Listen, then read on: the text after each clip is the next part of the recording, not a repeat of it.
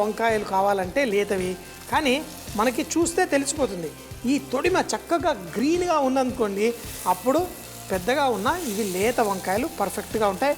ఇందులో వేసి కొంచెం అంత నూనె ఎక్కువ వేసుకోవాలంటారు. ఈ మాత్రం నూనె నాకు సరిపోతుంది. దీంట్లో వేసి స్లోగా మనం కుక్ చేసుకుందాం. చిట్టి ఉల్లిపాయలు వీటిల్లో అంతా వేసుకొని కుక్ చేసుకుందాం. కొంచెం ఒక 3 నిమిషాలు కుక్ అయిన తర్వాత ఇందులో మనం చింతపండు పులుసు పోసుకుందాం. చింతపండు పులుసు కొంచెం చిక్కగా చేసుకుంటే ఇందులోనే కొంచెం నీళ్లు మీరు పోసేసి, అంటే చాలా కొంచెం నీళ్లు పోసేసి దీంట్లో వంకాయల పైన చక్కగా మూత పెట్టేసి ఒక 3-4 నిమిషాల తర్వాత చింతపండు పులుసు పోసుకోండి. ఎందుకంటే పచ్చి చింతపండు పులుసులో కొంచెం టైం పడుతుంది. అదే సాంబార్ అనుకోండి, వాళ్ళదేమైంది ఒక అరగంట పాటు చక్కగా మసాలా ఇస్తారు. ఇళ్లలో మనం తొందరగా వంట చేసుకోవాలి అంటే ఫస్ట్ కొంచెం వంకాయ ఉడికిన తర్వాత చింతపండు పులుసు పోసుకుందాం. చక్కగా మన వంకాయలు మనం టమాటాలో వేసి మనం కుక్ చేసుకున్నాం. ఇప్పుడు సగం ఉడికిపోయింది, కానీ ఇందులో చింతపండు పులుసు పోసే కుక్ చేసుకోవాలి. అప్పుడు మన వంకాయలకి అయ్య బాబోయ్ పిండేసి దీంట్లో మనకి కావలసినంత చూడండి, దీనికి మంచి రుచి వస్తుంది. అంటే కేవలం పులిపే కాదు, దీంట్లో మసాలాలు కూడా వేసాం.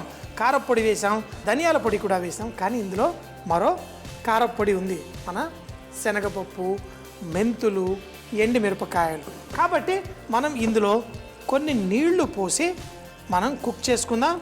దీంట్లో మనం ఉప్పు కూడా తగినంత వేసేసుకుందాం. ఎందుకంటే ఆ ఉప్పు కూడా ఈ వంకాయలు పీల్చుకున్నప్పుడే మంచి టేస్ట్ వస్తుంది. ఉప్పు పులుపు సరిపోయింది. ఆ పులుపుకి తగ్గట్టు ఉప్పు కూడా వేసేసుకొని ఫుల్ మంటలో చక్కగా ఉడికిచ్చేద్దాం. చక్కగా ఉడికిన తరువాత ఈ పొడి ఇందులో వేసి నెమ్మదిగా కుక్ చేసుకొని చక్కగా టేస్టీగా ఆ కారకొలంబు, ఆ ఘాటు, మన ఈ వంకాయలు భలే టేస్టీగా ఉంటుంది. మరి ముందుగా ఈ వంకాయలు చక్కగా పర్ఫెక్ట్గా సాఫ్ట్గా అవ్వాలి. ఈ వంకాయలు చక్కగా ఇందులో ఉడికిపోతూ, ఉల్లిపాయలు ముందుగా వేసినవి ఇందులో కలిసిపోతూ, ఆ చిట్టి ఉల్లిపాయలు ఇందులో మెరుస్తూ ఈ వంకాయలతో పాటు పర్ఫెక్ట్గా ఉడికింది. ఈ కారపొడి, శనగపప్పు, మన ఎండుమిరపకాయలు పొడిని కొంచెంగా వేసుకుందాం. ఈ మాత్రం వేసుకుంటే సరిపోతుంది. కందిపొడి వేసుకున్నట్టే లాస్ట్లో వేసేసుకోవాలా, స్టవ్ కట్టేయాలా, దీన్ని కలిపేసుకోవాలా, అంతే చాలు. ఇప్పుడు చిక్కగా తయారవుతుంది. కలిపిన తరువాత మూత పెట్టేసి ఒక 3-4 నిమిషాల పాటు చక్కగా మనం భజన చేసుకున్న తర్వాత ఈ నూనె పైకి తేలుతుంది. తర్వాత అన్నంతో పాటు వడ్డించుకుంటే భలే కమ్మటి టేస్ట్తో రెడీ అవుతుంది. ఇలా మూత పెట్టిన తర్వాత దీనిపైన ఆ మెరుస్తూ నూనె చక్కగా వస్తుంది. ఇప్పుడు ఇలా చూడండి, ఆహా, మన కూర, ఈ చిట్టి ఉల్లిపాయలు కూడా మనకి అన్నీ ఈ విధంగా వేసుకొని చక్కగా మనం వడ్డించేసుకుందాం.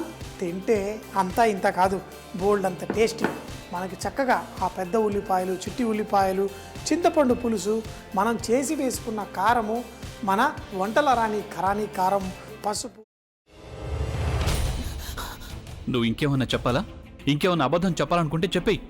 నేను చూడాలనుకుంటున్నాను నన్ను మోసం చేయడానికి నువ్వు ఎంత నీచానికి దిగజారగలవు అని.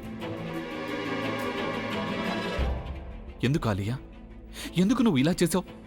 నీకు తెలుసు కదా, నానమ్మ తర్వాత నీ ఒక్కదానిని కదా నేను పూర్తిగా నమ్మేది. ఏమన్నావు నువ్వు? ఈ మధ్య అన్నిటినీ మర్చిపోతున్నావా? అది చాలు. వాటిలో ఉన్న శక్తి విషయాన్ని గ్రహించి మనకు వివరిస్తాయి.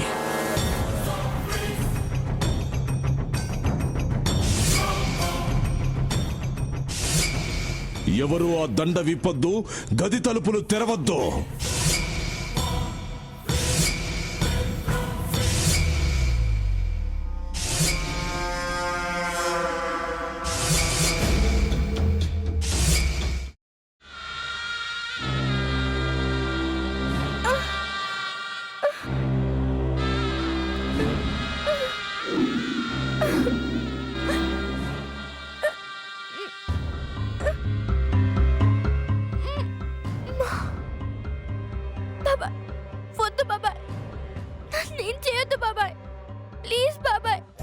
నీకు నిజం తెలిసినప్పుడే నా ఆలోచనలో నువ్వు చచ్చిపోయావు.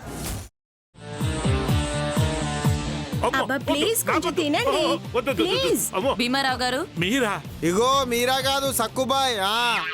అవును, మీ పనామే లేచిపోయిందని చెప్పి కంప్లైంట్ ఇచ్చినావు కదా. రేయ్, ఆయన కంప్లైంట్ ఇచ్చింది లేచిపోయిందని కాదు, కనిపించడం లేదు అని. అచ్చా, అట్లానా? సరే మేడం. ఇడియట్. ఆ వంట మనిషి పేరేంటన్నారు? రత్తాలు మేడం. ఏం పెద్ద మంచి, నీ వంట మంచిని కూడా మేడం అని పిలుస్తావా? రేయ్ హాఫ్ బ్రెయిన్,